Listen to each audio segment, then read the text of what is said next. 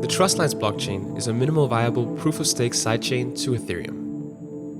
In this video, we'll explain the Trustlines auction used to determine the first round of validators.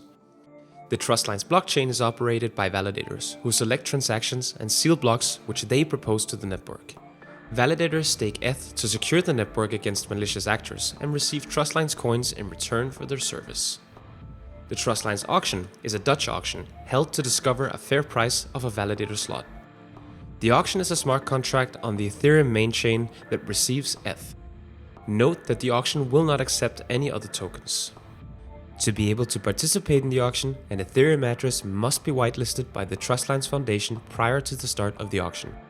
Every whitelisted Ethereum address can participate in the auction exactly once.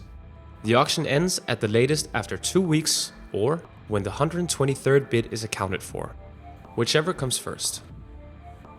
If fewer than 50 bids have participated at the time the auction ends, it will fail. No participant will be a validator and all participants can withdraw their bids. If 50 or more successful bids were made, the auction will succeed. The auction begins with the transactions sent by the Trustlines Foundation at the provisioned start date.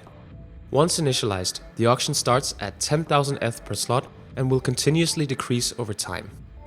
When the price reaches a point that a bidder thinks is fair, they can bid that amount. If the transaction is confirmed, the bidder has earned a validator slot in a successful auction.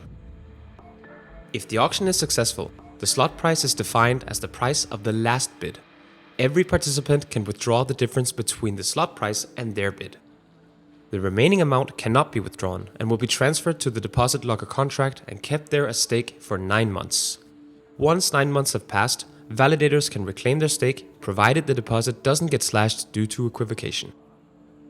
If you would like to participate, apply to be a Trustlines Validator candidate so that your ETH address can be whitelisted. Check the description for details.